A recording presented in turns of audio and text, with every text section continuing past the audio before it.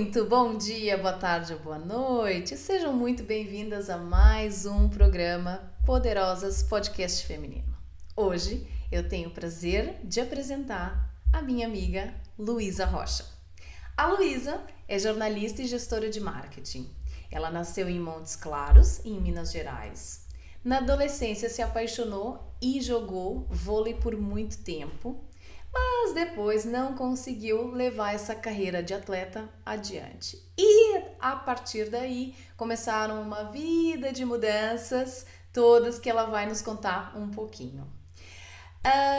Depois que ela passou da carreira de atleta, ela foi em busca de um outro sonho, que foi ser apresentadora de TV.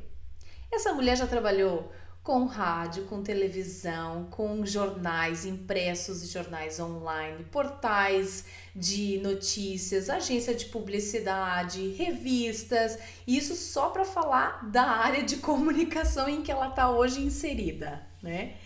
Ela já saiu de Minas Gerais, foi para São Paulo, onde nós nos conhecemos. Depois viajou o mundo, já foi para a Inglaterra, já foi para o México, já foi para os Estados Unidos, ela já foi para tudo que é lugar, veio para Portugal e para muitos outros lugares, outros países, e ainda para 2024 já tem coisa na mala, já tem a mala pronta para 2024. Eu conheci a Luísa em São Paulo há muitos anos e eu já confesso que eu já não sei quanto tempo foi. E eu sempre achei ela muito dona de si. Eu sempre achei ela muito madura, muito plena. E o fato mais engraçado disso é que ela demorou muito tempo para ter a consciência e interiorizar que ela realmente é isso. E ainda passa por algumas dúvidas ainda hoje, né? Eu não sei se a Luísa lembra quanto tempo nós já nos conhecemos, mas ela já vai falar um pouquinho sobre isso. E depois de muitos episódios de sofrimento, ela teve alguns casos que depois nós vamos comentar, nós vamos falar sobre isso. Ela conquistou uma independência que eu acho invejável. Ela é hoje gerente de marketing de muitos clientes e planeja a vida dela viajando e trabalhando, sempre em busca de novas culturas e experiências. Só para terem uma ideia, agora ela vai para o quarto idioma, está estudando francês e me contou esses dias que ela tem um capítulo todinho dedicado num livro chamado Virando a Chave, em busca da... como é que é? Em busca da realização profissional, da autora Carla Mandro, de 2017. Luísa, seja muito bem-vinda ao nosso programa Poderosas Podcast Feminino. Espero que a tua história possa dar aqui exemplo para muitas mulheres também. Então eu queria que tu me contasse um pouquinho, um resumo das coisas que eu não falei aqui, porque foram muito profissionais. Queria ver da tua história, o que tu consegue nos resumir e em que momento, eu já vou começar aqui puxando um gancho e perguntar assim, que momento é que percebeu que tu conseguiu realizar, descobrir que precisava de uma ajuda profissional para sair desse cenário de muita confusão, de dúvidas que se tinha ou de insegurança que eu jamais imaginava que tu tinhas isso. Então, me conta um pouquinho e o microfone é teu. Seja muito bem-vindo. Ai, Bibi, que viagem que foi essa abertura. E o pior que você foi falando, eu já fui lembrando tantas outras coisas. É muito louco, né, a gente ouvir. Obrigada pelo convite. Eu sinto, assim, até como uma homenagem mesmo, que eu acho que é o seu propósito, né, com o podcast, com os convites que você faz às pessoas, e realmente eu acho que todo mundo se sente muito homenageado. A história é longa, né? Assim, os capítulos são muitos, as reviravoltas são inúmeras.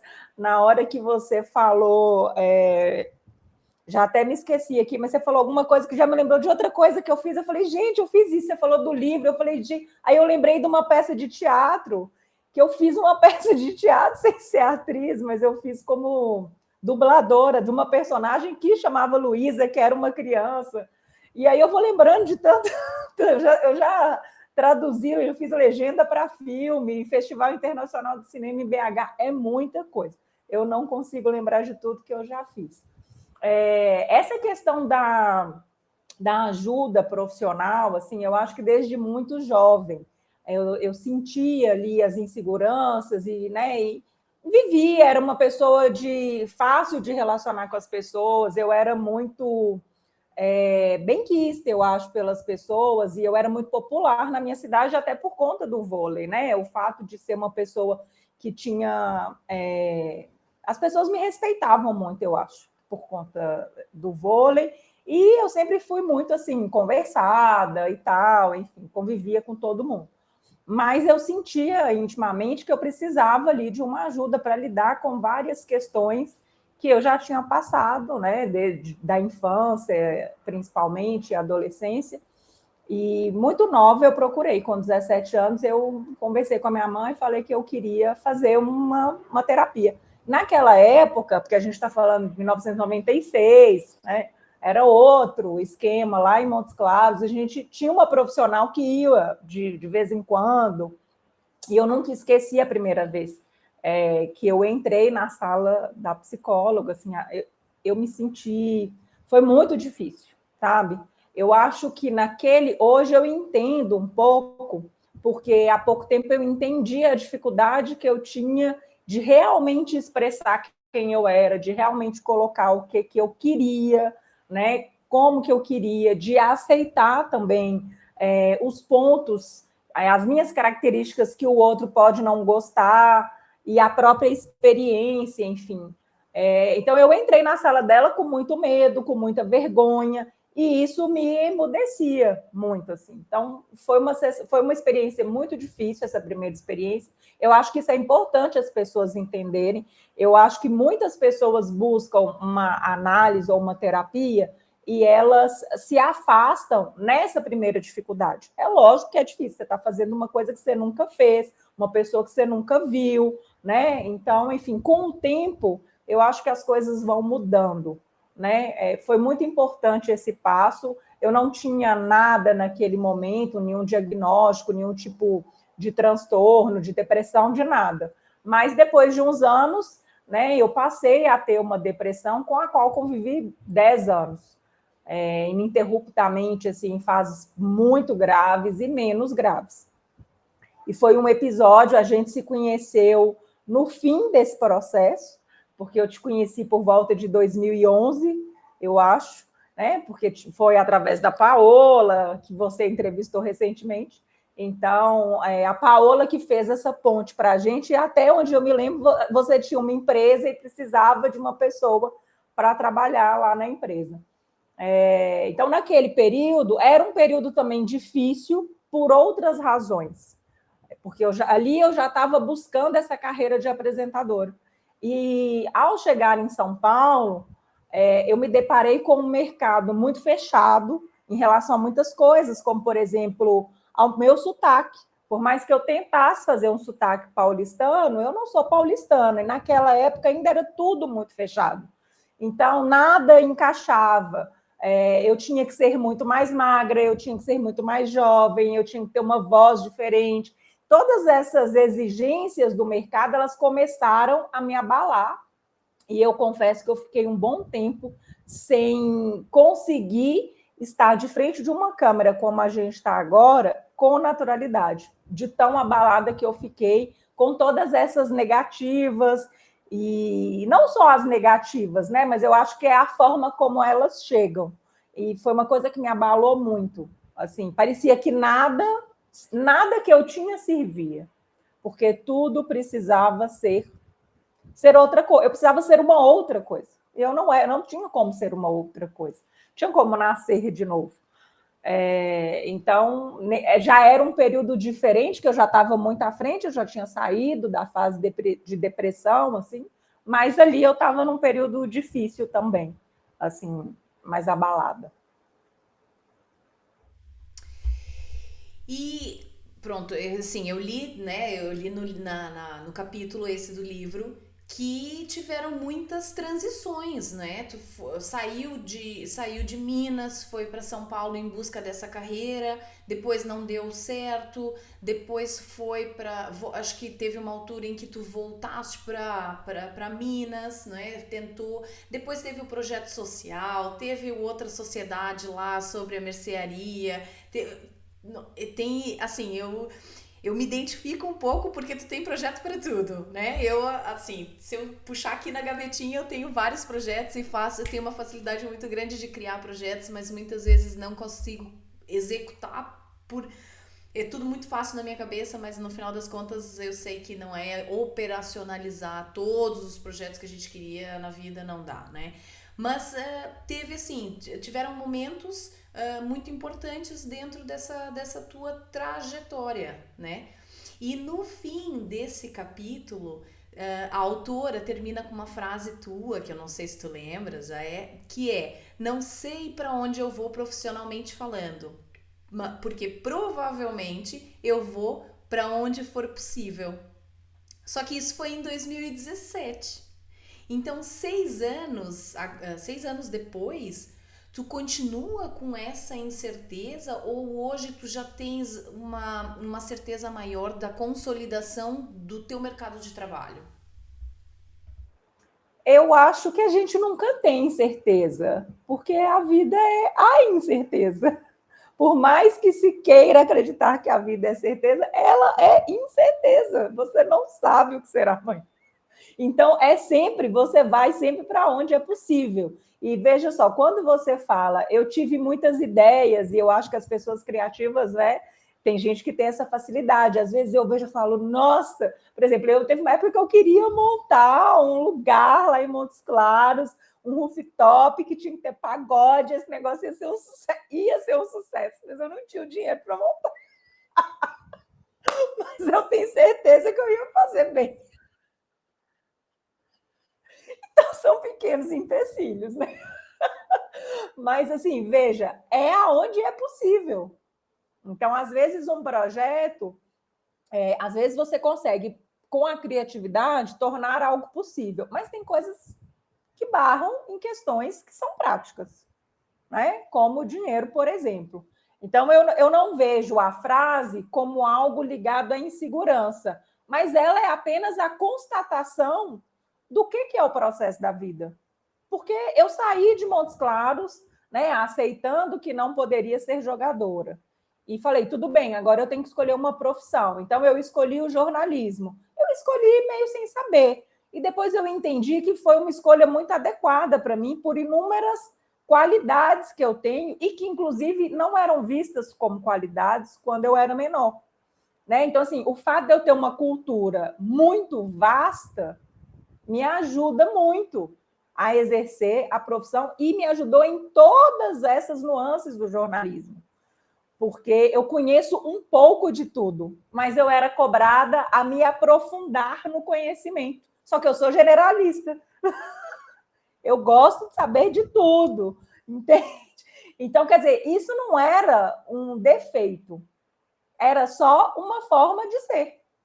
Tem pessoas que são mais generalistas e outras não. É diferente de ser raso. Ser generalista não quer dizer que você é raso, que você não é uma pessoa profunda com as coisas, né?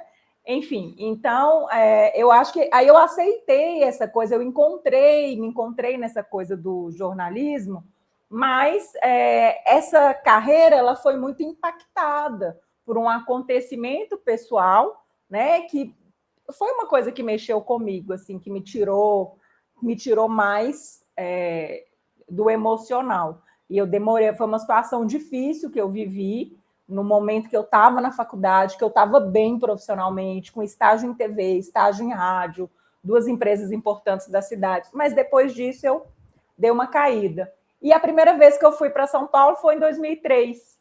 Então, eu fui para São Paulo em 2003 e eu consegui, mesmo sem ter grandes contatos, né? Aconteceu uma indicação e eu cheguei numa empresa fantástica, assim, eu não poderia sonhar com uma outra coisa. Não era o que eu sonhava fazer, porque era assessoria de imprensa numa área de tecnologia.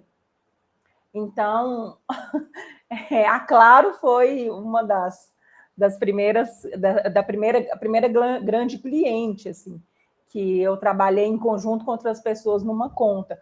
Era um lugar que eu pude aprender muito, mas depois eu entendi que todas as jornadas, elas têm um porquê, né? Assim como os relacionamentos. E o casamento acabou, não deu certo até ali, gente. Aí acabou, e agora vem outra coisa que vai dar certo também. Então, as coisas dão certo até onde dá, porque aí depois, sabe, vem uma outra coisa.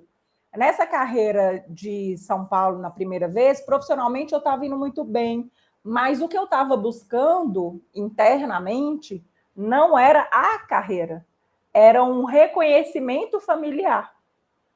Então, eu acho que as coisas mudam, porque cada um tem a família que tem, do jeito que é, e etc. Para mim, muda a partir do momento que eu não necessito mais do reconhecimento. Não teria como eu me sentir bem com o que eu faço hoje ou em qualquer época da vida se eu estivesse no ponto que eu estava em 2003. E eu demorei muito para entender que o que me levou a piorar ainda mais foi que nada que eu conquistava era o suficiente. Porque a questão não era ser suficiente para mim. É que eu estava esperando uma demonstração de outras pessoas.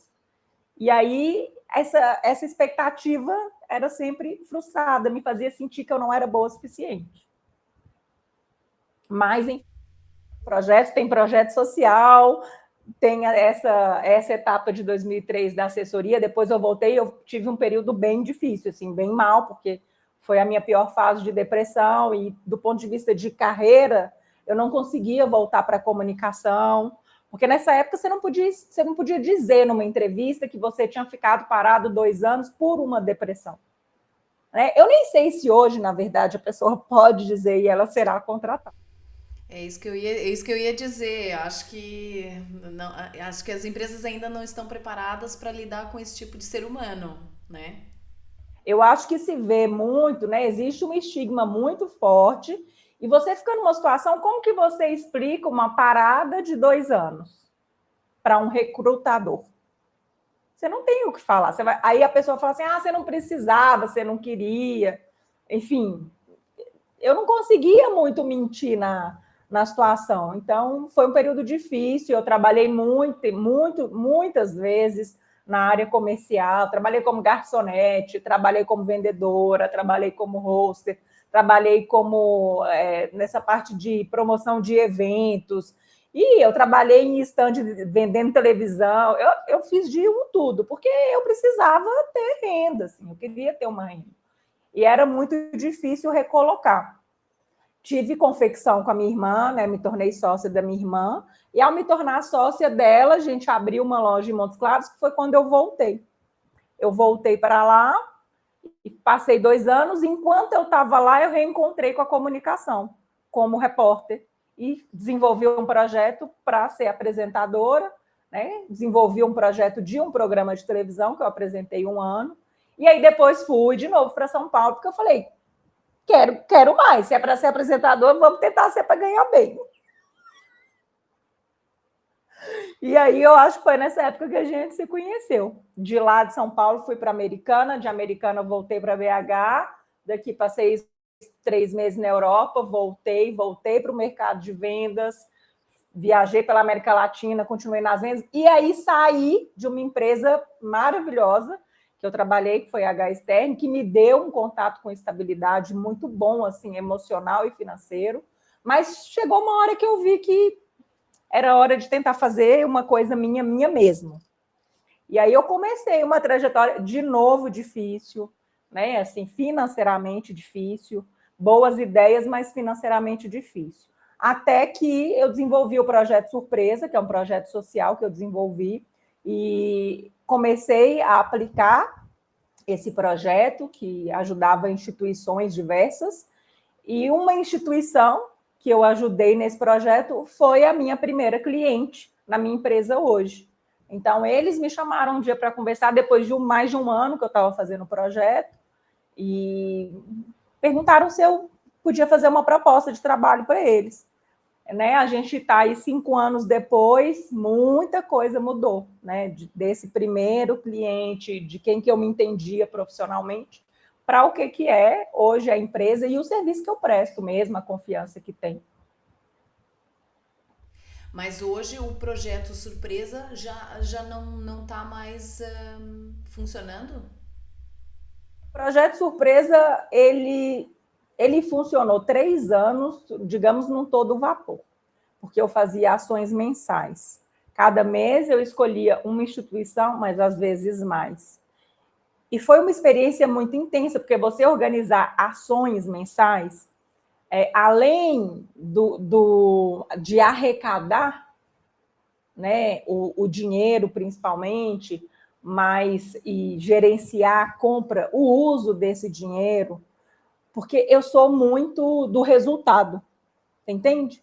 Então, para mim, fazer uma ação para uma instituição não é só ir lá e levar 10 rolos de papel higiênico.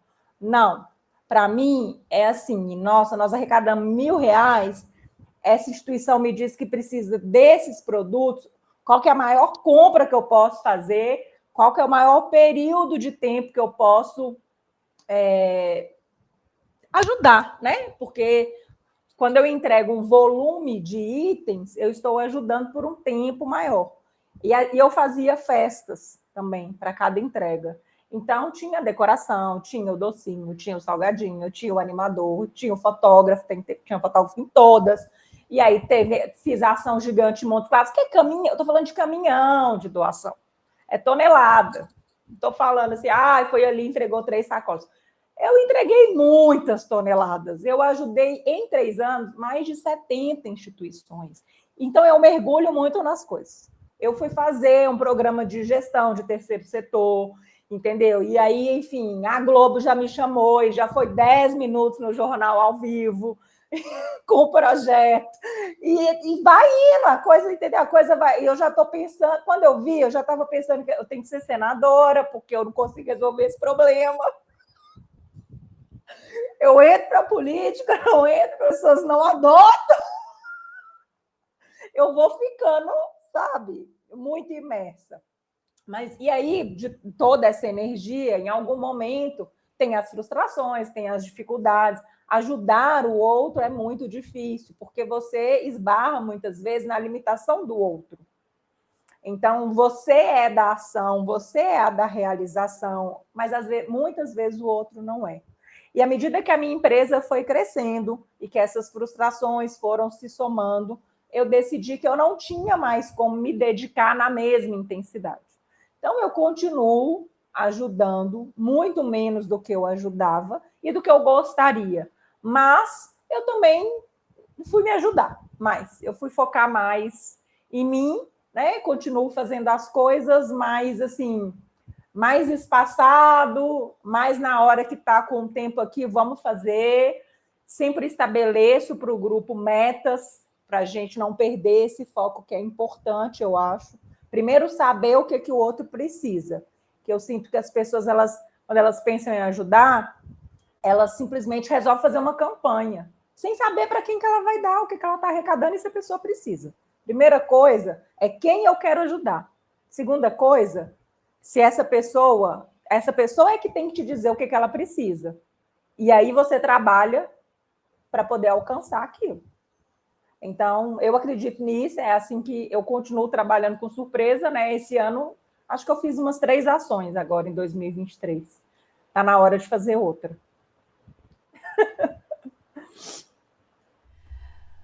Muito bem. E isso já foram, então, 5 anos, né? Que tu já não tem mais essa entrega total ao projeto surpresa e que tu já tens, que tu tens a tua agência. Ou seja, agora é trabalhar a tua marca, né? Para vender a tua marca para que tu tenha mais clientes.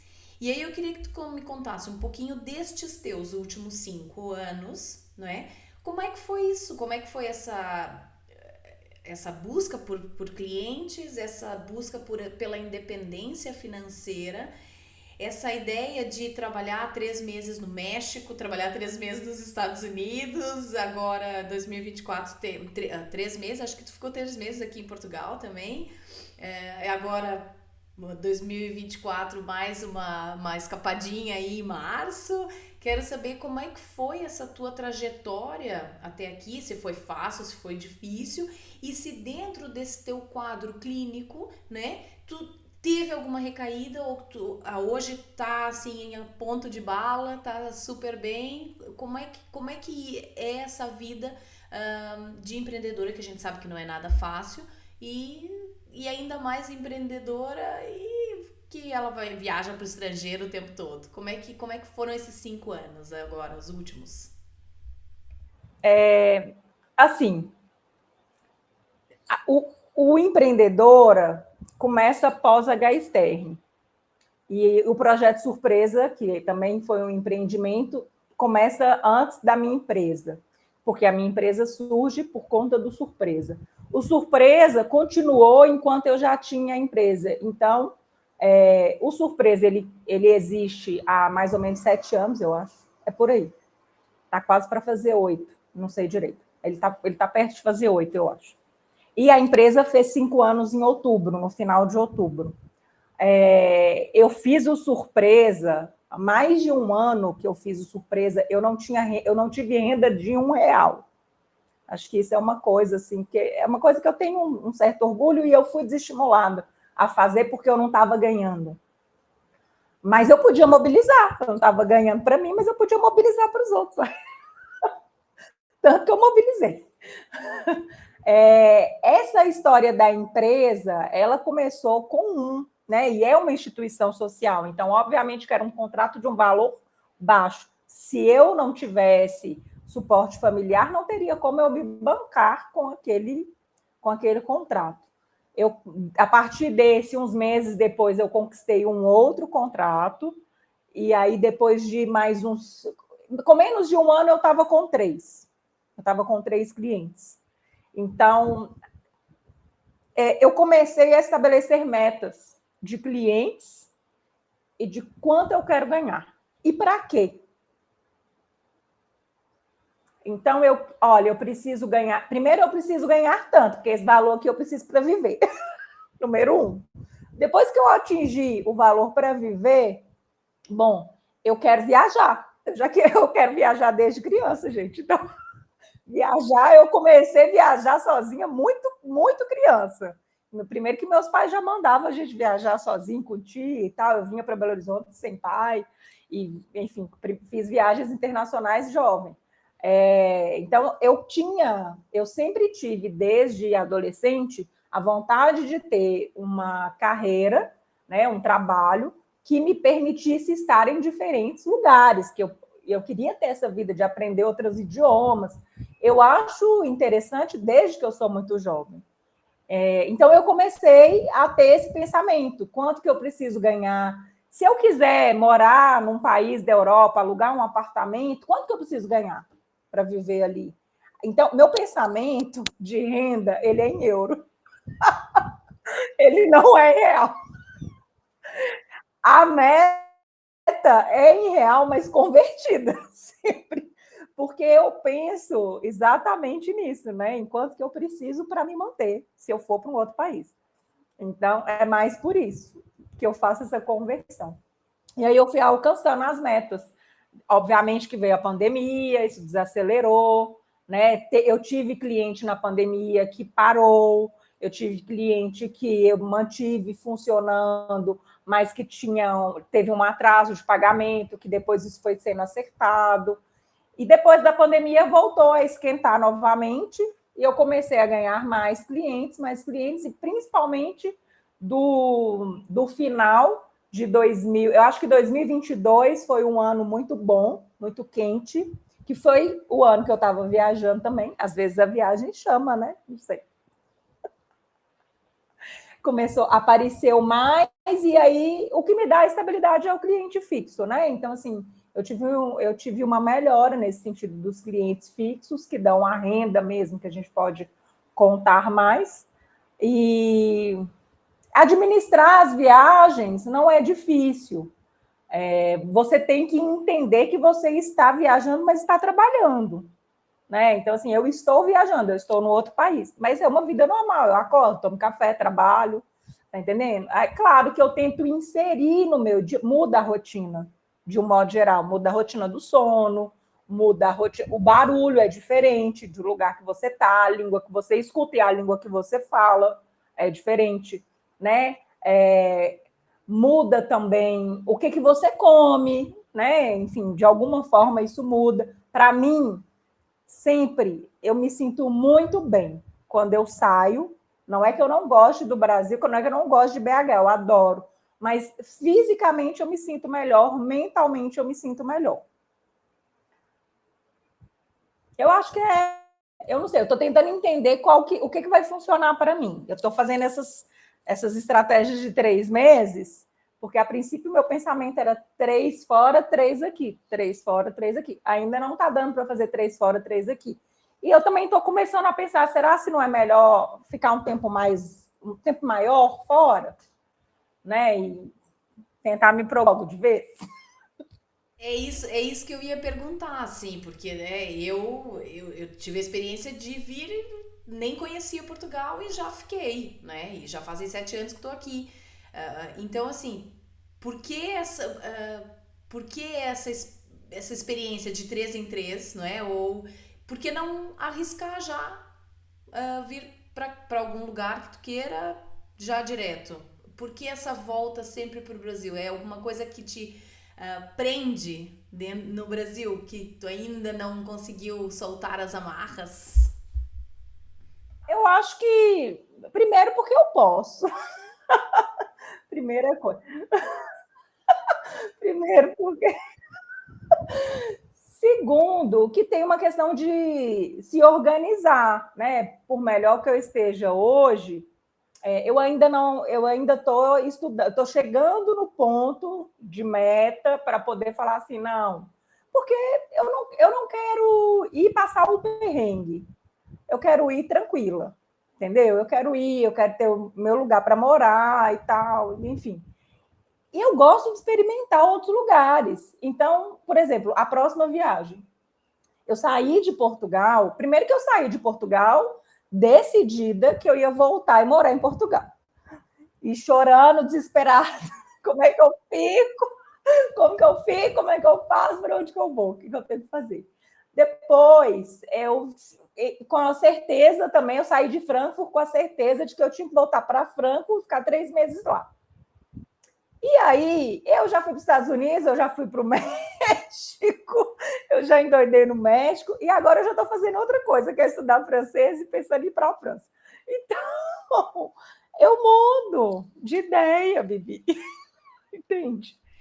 Eu acho ótimo isso, eu acho ótimo, porque a pessoa tem que estar em constante evolução, né? Eu super apoio ter essa vida assim, ir e vir, porque eu posso. É pleno, eu admiro demais. Não tem um lugar, não tem. Eu gosto de formas diferentes dos lugares. Eu me senti muito bem vivendo em Portugal. Eu acho que é fácil viver em Portugal, assim, por diversas razões. Mas eu me sinto bem em muitos lugares. Em muitos lugares eu poderia viver. O lugar que eu acho mais difícil para viver e que eu não viveria seria os Estados Unidos, porque eu acho realmente muito difícil. Mas, assim, na Europa eu viveria em vários lugares. Mas eu ia perguntar, né, se desses lugares que tu já foste, qual é o que tu não voltarias e o porquê? Assim. Não tem nenhum que eu não voltaria, tem os que eu gostei menos, mas eu quero voltar. A França, por exemplo, não foi um lugar que eu tive uma boa experiência quando eu fui, entendeu? Foram uns dias bem depressivos. Mas eu vou passar um tempo longo lá. Espero que não seja de novo. E a Argentina é um lugar que eu também não gostei, mas que eu espero voltar. A Holanda, eu tive dias difíceis, não acho que foi culpa da Holanda, mas eu não tenho essa certeza já com o francês. Mas o holandês é muito simpático, não foi culpa do holandês, não. Acho que eu não estava bem no momento que eu passei ali. Mas também vou voltar. Não tem nenhum lugar que eu não voltaria, porque mesmo quando eu não gosto, eu fico querendo voltar. Compreendo. Tem muita vontade, eu tinha muita vontade de fazer isso, mas pronto, eu já tenho raízes aqui em Portugal, então assim, eu não consigo ter essa vida, mas eu ando planejando aí algumas coisas.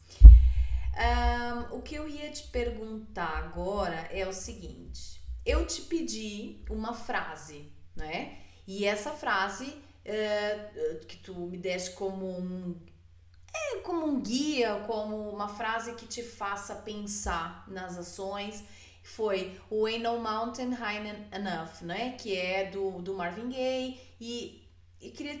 O que a Luísa busca ainda para escalar essas montanhas aí que não tem montanha alta o suficiente para Dona Luísa, né? Por quê? O que ela busca hoje em dia? Hoje em dia. Eu acho que essa frase ela tem muitos significados. Né? Você pode olhar para essa frase de diversos ângulos. E, na verdade, eu acho que isso é a beleza da língua, porque um mesmo texto ele é compreendido de formas, porque quem compreende é quem lê.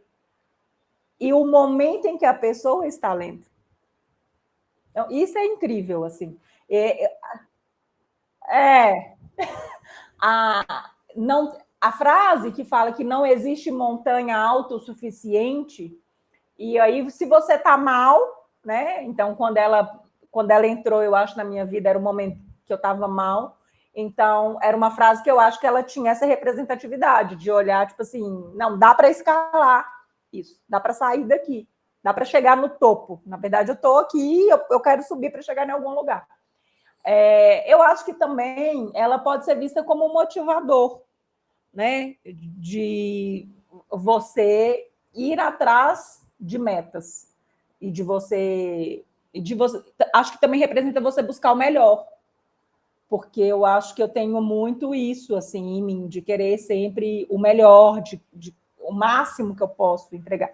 E talvez seja uma questão que está muito forte assim feminina, né, das mulheres pensarem sobre isso. Por que a gente sente que a gente tem que fazer tudo bem incrível, entendeu? E hoje, eu acho que a coisa que é mais importante para mim é uma coisa que é importante até por criação, porque eu sempre ouvi isso, que isso é que era importante. Eu acho que é essa questão da estabilidade financeira. Assim, eu não sou uma pessoa. Todo mundo tem o sonho de ganhar na loteria, mas eu nunca tive o sonho de ganhar na loteria para ter uma super casa. Eu nunca tive o sonho de ganhar na loteria para ter um carro. Eu nunca tive carro, inclusive. Eu aprendi a dirigir, eu tirei carteira com 21 anos, eu já dirigi o carro de outras pessoas. Mas eu nunca quis ter o carro. E mesmo se eu ganhasse na loteria, às vezes eu falava assim, é bonito, né? De repente, uma BMW igual a do James Bond, uma Z6 ou 3, enfim, só para eu olhar assim para ela, mas não para dirigir. Mas eu não tinha esse pensamento. O meu pensamento era, nossa, o dinheiro ia me ajudar muito a fazer as viagens. Sempre, sempre. É só isso. Porque aí eu decido, eu posso alugar um apartamento um pouco maior, entendeu? Eu posso ir, enfim, comer fora todo dia, não ter que cozinhar, que eu também não gosto de cozinhar. Então, assim, é só para ter essa liberdade com mais tranquilidade. E eu acho que é um pouquinho mais de conforto. O dinheiro, para mim, assim, né? Eu falando em Mega Sena, num volume muito grande, na minha cabeça era sempre, não, o dinheiro eu vou ficar ali aplicado, eu vou estabelecer uma mesada boa, né? Enfim, mas nada demais, assim. Então, eu acho que essa montanha maior, assim, de escalar, eu acho que para mim é muito importante manter e melhorar essa sensação de estabilidade profissional e financeira, né? Nesse momento, eu estou sempre repensando assim para onde que eu quero ir, como que eu quero ser vista, como que eu quero me vender profissionalmente, repensando a precificação do meu serviço, junto com ampliando o meu entendimento do meu valor e como que uma coisa também está ligada à outra. E eu acho que esse é o maior, assim, né? Eu busco muito a estabilização emocional, E desde que eu me estabilizei, assim, desde que eu saí da depressão, eu nunca mais tive uma queda, no sentido de que a queda a gente sempre oscila um pouquinho, às vezes tem um momento que está mais triste, mas de voltar a ser medicada, eu nunca mais precisei. Eu fui medicada 10 anos, então eu fui medicada de aproximadamente 2013 a 2023, muito medicada, em certos momentos muito medicada. Na minha fase mais grave, eu precisava de atendimento de segunda a sábado, todos os dias. E eu me estabilizei em 2013. Em 2013, eu deixei de tomar, eu não tomava mais nada, eu saí da última coisa que eu tomava, e eu nunca mais tomei um remédio. Então, nós estamos... 2013. Nós estamos falando de 11 anos, que vai completar agora em janeiro. Então, assim, eu tenho muito orgulho, sabe? Do que eu vivi mesmo e do que eu superei. Eu acho que a superação, ela é constante, porque eu quero ser sempre melhor para mim. Porque quando eu sou melhor para mim, a minha vida é melhor. Eu sou mais feliz, é mais fácil, é ótimo. É engraçado, porque nós tivemos falando sobre isso no programa passado, que era justamente sobre isso, assim, como é que eu vou agradar os outros, como é que eu vou pensar em agradar os outros se eu realmente não tô feliz comigo, né? Então isso, e eu deixei até inclusive o convite das pessoas pensarem, das mulheres pensarem o porquê que nós estamos sempre preocupados em agradar, em dar rosas para outras pessoas e não dar rosas para nós mesmos, né? Então, às vezes, é ter um mimo conosco, e isso é tão importante quanto querer agradar a todos. E aí eu te pergunto, nesse momento, assim, tu colocou aqui como a questão do teu orgulho pelo fato que de tudo que tu já ultrapassou, não é? E tá sendo trabalhado e já passou por essa fase da medicação. Em que momento é que a Luísa fechou os olhos e disse assim: eu sou poderosa?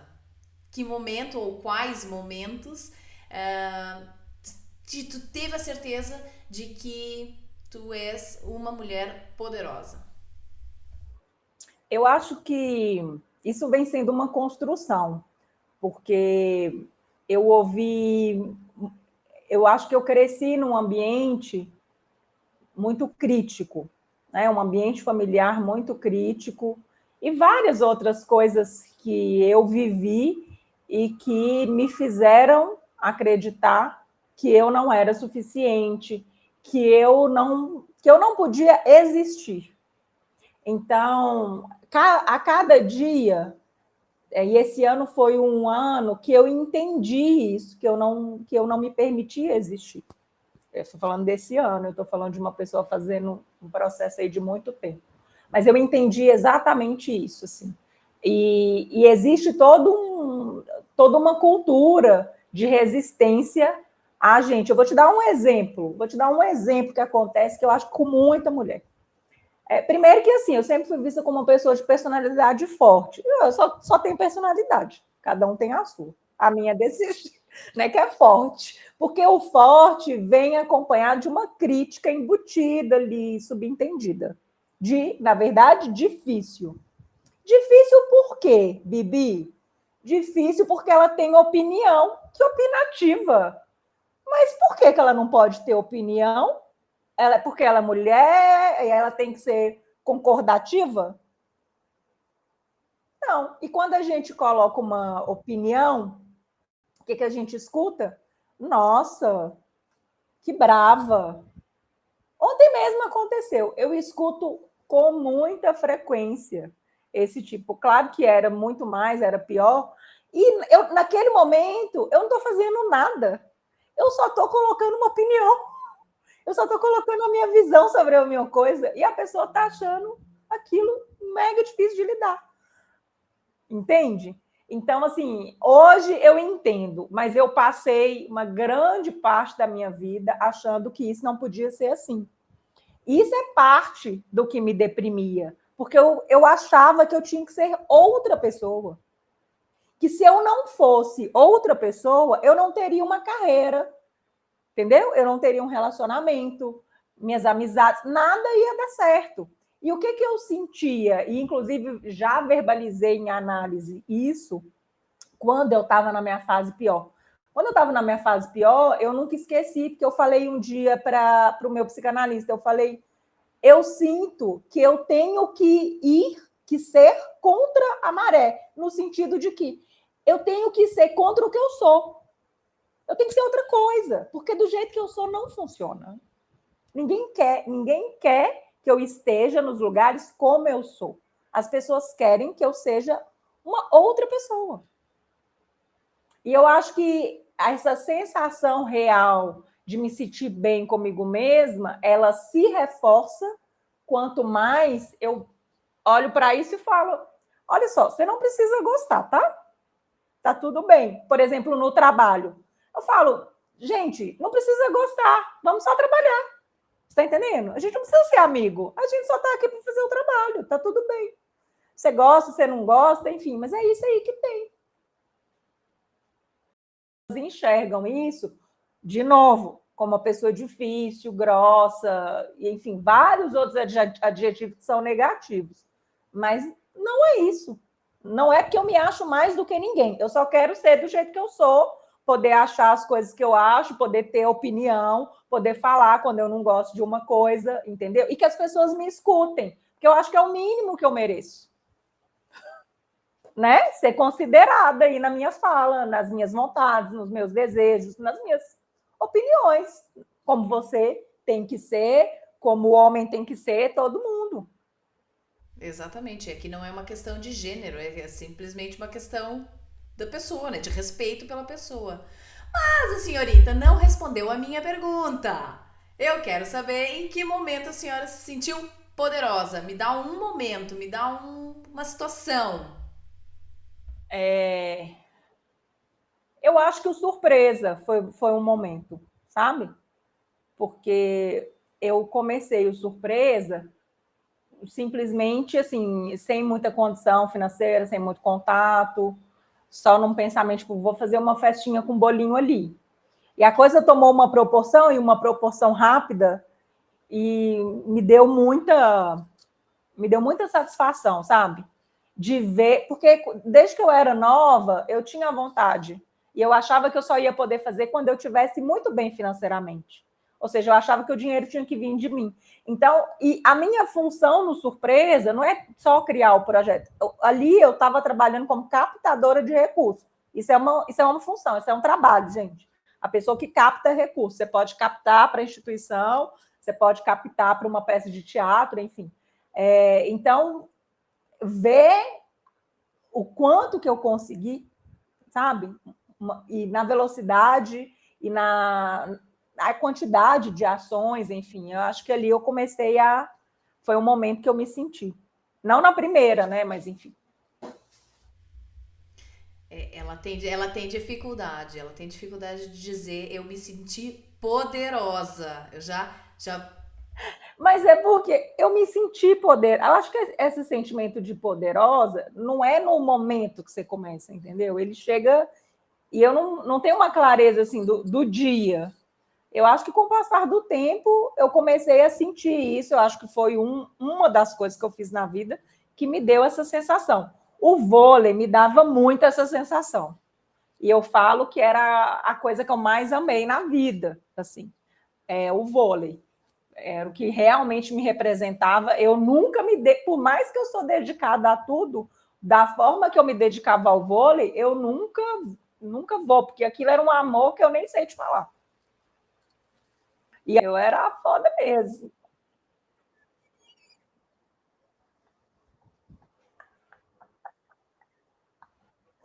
Eu era muito bafo, gente. Eu? Olha só. E mesmo assim, ela não fala que ela era poderosa, mas eu vou dizer. Eu vou dizer, sim, tu és uma mulher muito poderosa. Eu sempre te admirei, tu sabe disso. Se não sabia, passa a saber que de fato eu sempre te admirei, sempre te achei muito plena. E mesmo em questões emocionais e inteligência emocional, Nós começamos a conversa aqui para entrevista e eu mandei um WhatsApp, ela não me respondeu. Eu fui pro Instagram, falei assim: "Olha, eu te mandei uma mensagem no WhatsApp", e ela me respondeu assim, alguma coisa do tipo: "Ai, sabe o que que é? Que eu no fim de semana desligo do telefone por completo porque eu preciso descansar, não sei o que". E eu pensei: "Nossa, um dia eu vou chegar um dia eu vou chegar nisso, né? Eu vou desligar o telefone no fim de semana porque eu não quero ver".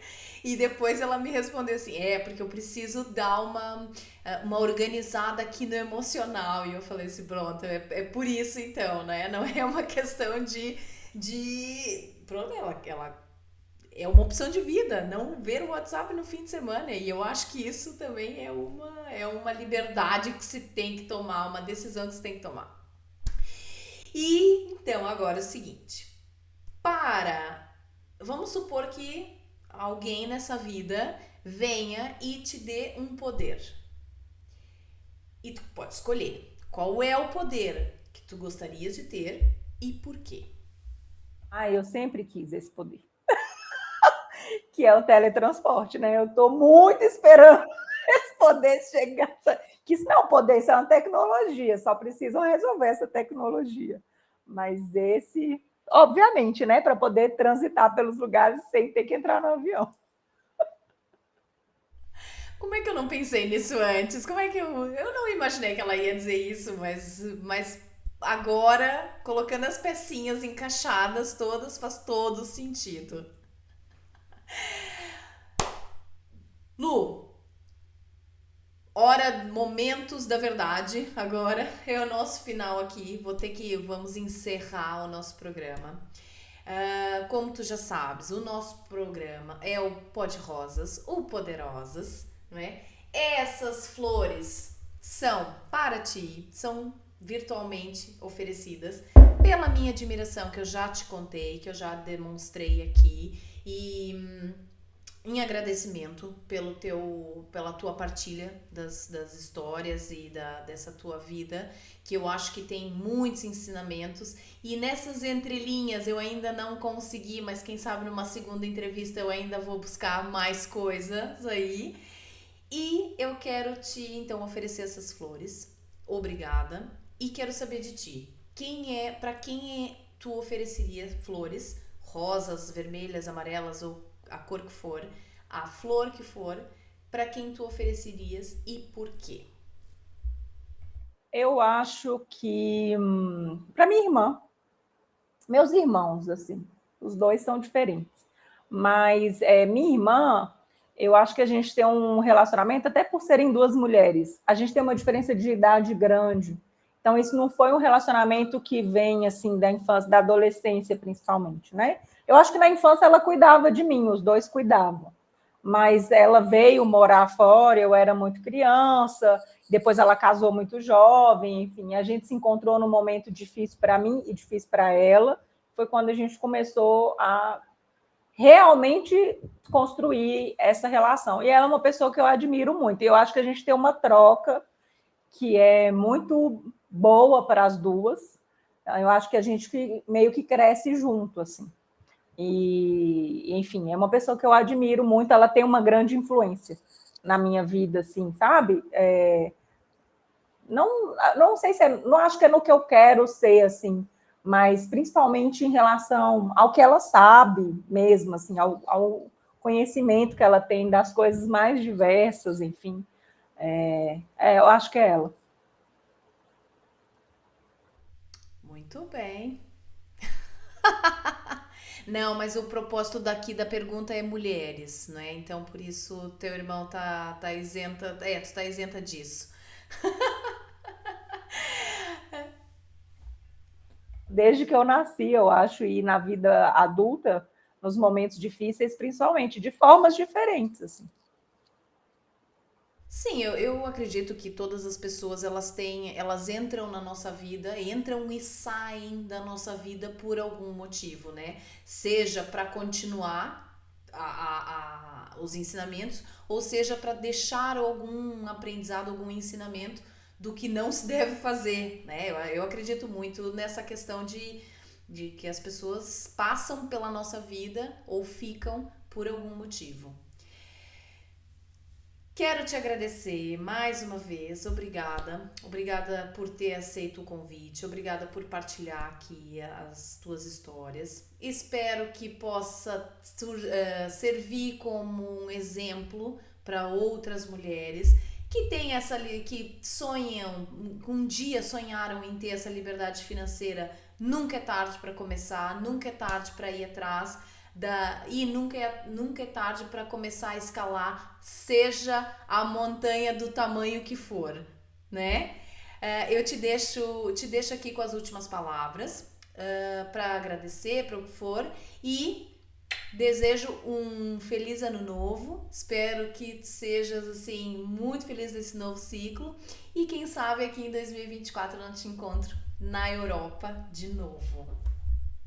Ser ótimo, várias, doida para encontrar, sabe, os amigos de Portugal e tal. Ai, é chique, ela tem amigos em Portugal.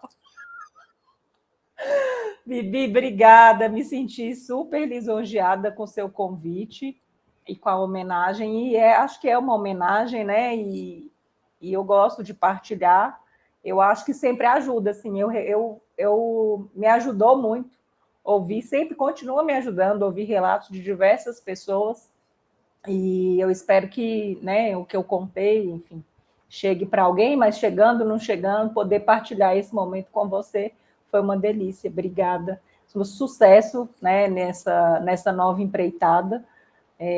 A gente nunca sabe onde que vai chegar. Eu espero que você chegue muito mais do que aonde você deseja. Que 2024 seja um ano muito feliz para a gente, de muitas realizações. Eu sei que você também vai, né, provavelmente vai passar por grandes mudanças nesse ano, e que, acima de tudo, nas mudanças, que sejam mais que a gente chegue bem lá no final do ano de 2024 também, tanto quanto a gente está chegando no final desse 2023. Um beijo. Só contando as conquistas, não é? Só contando. Os tombos, não. Mas fazem parte, por isso eu não me importo nada de contar esses tombos também. Exatamente. Bom, esta foi a poderosa Luísa Rocha e eu espero vocês para os próximos programas. Obrigada